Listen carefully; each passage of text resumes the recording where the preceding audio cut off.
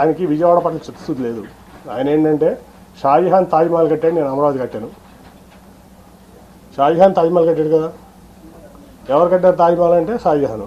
అమరావతి ఎవరు కట్టారంటే చంద్రబాబు నాయుడు కట్టాలన్న ఇది తప్ప విజయవాడ పట్ల ఆయన చిత్తశుద్ధి లేదు. నాకు తెలిసి ఎప్పుడు అది ఒక 100 కోట్లు కూడా 2014 నుంచి 19 వరకు విజయవాడ అభివృద్ధి కోసం చంద్రబాబు నాయుడు ఇచ్చింది లేదు, చేసింది లేదు. నేను మొదటి నుంచి చెప్తున్నా.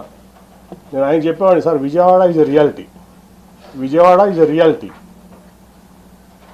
Amaravati is your dream which has to be converted into a reality. అది అవ్వదు సార్. గిఫ్ట్ సిటీ కట్టారు ప్రధానమంత్రి గారు. ఇంకా చాలా ఎకానమీ అంటే అప్స్ డౌన్స్ ఉంటాయి. ఒక ఢిల్లీ వదిలిపెట్టి, ఎన్సీఆర్ వదిలిపెట్టి, అహ్మదాబాద్ వదిలిపెట్టి, బాంబే వదిలిపెట్టి, పూణే వదిలిపెట్టి, చెన్నై, బెంగళూరు, హైదరాబాద్, కోల్కతా వదిలిపెట్టి అమరావతి ఎందుకు వస్తారు సార్? ఎవరన్నా దేనికి వస్తారు? ఇవన్నీ అవ్వవు సార్. ముందు విజయవాడ, గుంటూరు ఇవన్నింటినీ చేసుకుందాం మనం అని చెప్పి ఎన్నో సందర్భాలు కన్ఫరెంట్ అయ్యాను. కానీ ఫస్ట్ టైం నేను ఎంపీని, నీకేం తెలీదు అని చెప్పి నన్ను తోసేవాళ్ళు. ఓకే, నా పని నేను ఏదో సెంట్రల్ గవర్నమెంట్ తెచ్చుకున్నా, నా విజయవాడ కోసం చేసుకున్నా. ఓకే, నేను హ్యాపీ, నా విజయవాడ ప్రజలు హ్యాపీ. నన్ను వాళ్ళు ఓన్ చేసుకున్నారు, వాళ్ళు నేను ఓన్ చేసుకున్నా. రెండోసారి యాంటీవేలో కూడా నన్ను గెలిపించారు. దానికోసం నేను కష్టపడుతున్నాను, ఇంకా కష్టపడతా. సో నేను అనేది ఏంటంటే, నేను ఎప్పుడు ఆయన్ని టికెట్ అడగలా, ఈయన్ని టికెట్ అడగలా. సో నేనైతే జగన్ గారితో సెయిల్ చేద్దామని చెప్పి నిర్ణయించుకున్నా. సెయిల్ చేస్తాను, ఆయన ఏ బాధ్యత చెప్తే అది చేస్తాను.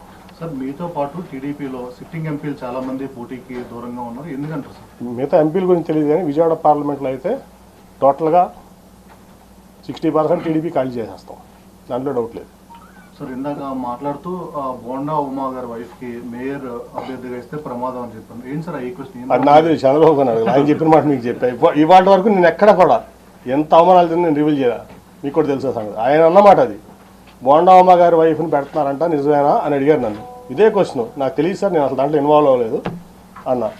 కాదు అది చేస్తే చాలా ప్రమాదం, నువ్వు ఇమీడియట్గా మీ అమ్మాయిని పెట్టని చెప్పి పంపించారు. నన్ను ఢిల్లీ నుంచి విజయవాడ పంపించారు ఆయన. ఈ మాట ఇవాళ వరకు నేను ఎవరికి చెప్పలా, ఇంక్లూడింగ్ నా సొంత కుటుంబాన్ని చెప్పలా. 60% తెలుగుదేశం పార్టీ ఎన్టీఆర్ జిల్లాలో ఖాళీ అవబోతుంది. 60% ఏదైనా నేను జగన్ గారితో కలిసి ప్రయాణం చేయడానికి నిర్ణయించుకున్నా. ఆఫ్టర్ మై రిజిగ్నేషన్ నేను మానసిక వ్యభిచారం చేయను కొంతమంది లేక, మీకు అర్థమవుతుంది ఎవరో. కాబట్టి నేను రాజీనామా చేసి వచ్చి ఆయనతో సేల్ చేయడానికి, ఆయనతో పాటు సేల్ చేయడానికి పేద ప్రజలకి ఆయన అండగా ఉండే తీరుకు నాకు నచ్చింది. కాబట్టి ఆయనతో పాటు నేను నడుస్తానికి నేను సిద్ధపడ్డాను. ఆయన ఏదో ఆదేశిస్తే ఎంపీగా పోటీ చేయమంటాడా, ఖాళీగా ఉండమంటాడా, పార్టీ చూసుకోమంటాడా, విజయవాడ ఎన్టీఆర్ జిల్లాలో ఆయన ఇష్టం, ఆయనకు వదిలేసాం.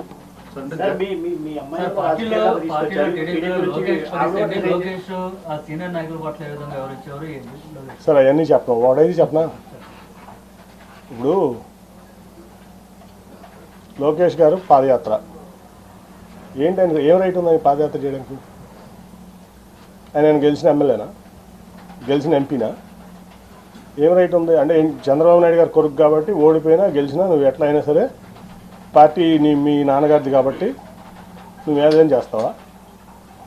ఏం త్యాగం చేసావు ఈ సమాజం కోసం, ఈ రాష్ట్రం కోసం? నువ్వు ఒక ఎంపీ వచ్చి నువ్వు ఓడిపోయిన ఎమ్మెల్యే, నువ్వు ఒక ఎంపీ వచ్చి నీకు జీహూదురు అనాలా? గెలిచిన ఎంపీ, యాంటీవేవ్లో గెలిచిన ఎంపీ నీ యోగాలలో నేను పాల్గొనాలా? ఎట్లా పాల్గొంటాను? ఏం ప్రోటోకాల్తో పాల్గొంటాను? నువ్వు ఆఫ్టర్ ఆల్ ఓడిపోయిన ఎమ్మెల్యే నా ముందు. ఆఫ్టర్ ఆల్ పార్టీ రిసోర్సెస్ వాడుకున్నావు, పార్టీ ఇన్ఫ్రాస్ట్రక్చర్ వాడుకున్నావు, మీ నాన్నగారి పలుకుబడి వాడుకున్నావు, మీ తాతగారి పలుకుబడి వాడుకున్నావు, అన్నీ వాడుకుని నువ్వు ఓడిపోయావు. నువ్వు నాకు రూపాయి డబ్బు ఇవ్వలేదు, నువ్వేమి ఇవ్వలేదు, నేను గెలిచా 2 సార్లు. నీ పార్టీని భుజాల మీద పెట్టి మోసా కృష్ణా జిల్లాలో 2013 నుంచి 14 ఎలక్షన్ అయ్యే వరకు. నా ఆస్తులు అమ్ముకున్నా, వ్యాపారాలు మానుకున్నా. ఏం రైట్ ఉంది నీకు? ఏం త్యాగం చేసావు ఈ పార్టీ కోసం కానీ, సమాజం కోసం కానీ? నువ్వు ఏం రైట్తో యోగాళం చేసావు? ఏం రైట్తో నువ్వు సీనియర్ని శాసిస్తున్నావు? ఏం రైట్ ఉందా నీకు? ఓ 10 సార్లు ఎమ్మెల్యే చేసావా? 10 సార్లు ఎంపీ చేసావా? ఏం ఆస్తి అమ్ముకున్నావు? నేను ఆస్తులు అమ్ముకున్నాను, 2,000 కోట్ల రూపాయల ఆస్తులు. నేను ఈ పార్టీ కోసం అనండి, నా ప్రజా జీవితం కోసం అనండి, నా వ్యాపారం ఆపుకున్నా. నువ్వు హెరిటేజ్ ఆపుకున్నావా? మీ నాన్నగారు వచ్చిన నుంచి ఇప్పటి వరకు మీ కుటుంబాన్ని ఆస్తి అమ్మింది ఈ పార్టీ కోసం. ఏం త్యాగాలు చేశారని నువ్వు యువకులను చేస్తావు, మమ్మల్ని ఎట్లున్నామంటావు?